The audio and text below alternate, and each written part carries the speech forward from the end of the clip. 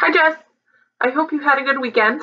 My weekend has been pretty busy, but very fun. On Friday night, we went to Praise Night, which was put on by the gospel choir. Our little brother Lucas sang a solo, which was beautiful, and you should totally check out the video on Ethan's Facebook to hear it. Today is Sunday, and this morning we had a wonderful church service led by Pastor Heather, and had lunch with the fam, and now I'm back home chilling and getting some stuff done, including filming a video to you. I would like to clarify that we do not, in fact, have a mango chopping knife. However, I'm sure if you really want one, you could find one at Bed Bath & Beyond because they have walls full of utensils for any single purpose that you could possibly think of. For the main part of this video, I wanted to tell you about a little dream/nightmare that I had a few nights ago. It involved me playing Glinda in Wicked, but it wasn't on Broadway. It was some sort of low-budget production at a high school or something.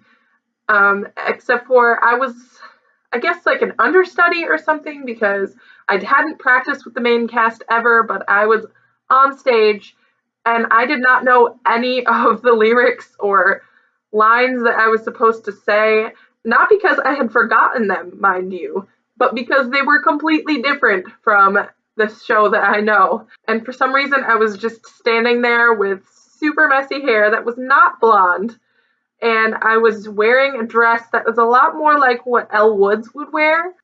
It was just so stressful and terrifying because I love that show and I would have been so excited to be Glinda, but I was just standing there staring at everyone and just kind of mumbling, and I did not know anything I was supposed to be saying. The last thing I remember from the dream is standing in a dressing room, frantically typing on my phone to try to find even just a lineup of the songs that I was supposed to sing and what order they were in.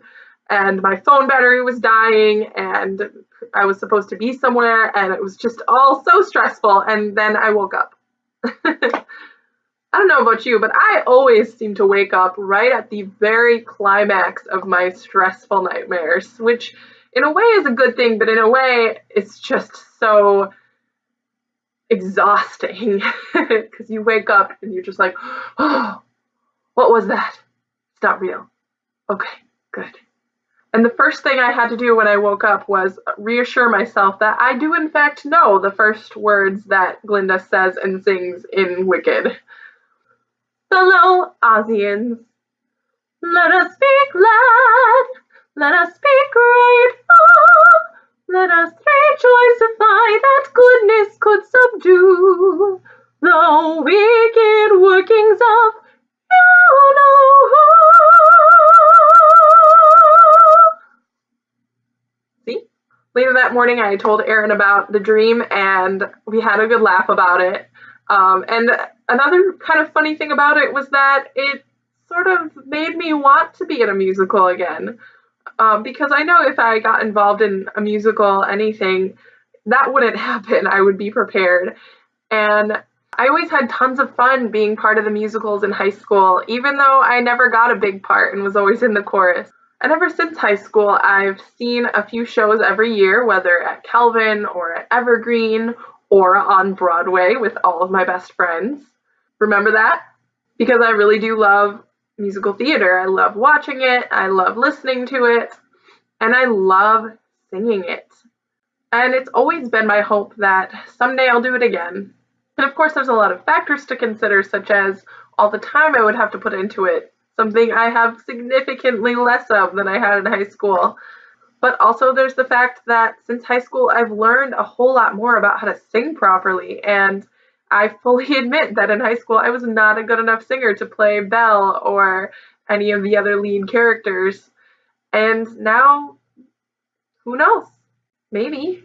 I think it's worth a shot. Do not throw away your shot. So I think I'm going to be on the lookout for any chances to be in a show again anytime soon. And I know it's not like I need anything else to keep me busy, but musical theater is just something that I really love a lot, and I think I would love to have in my life again. So I will, of course, be letting you know of any dramatic updates. But for now, Jess, I love you, and I'll see you tomorrow.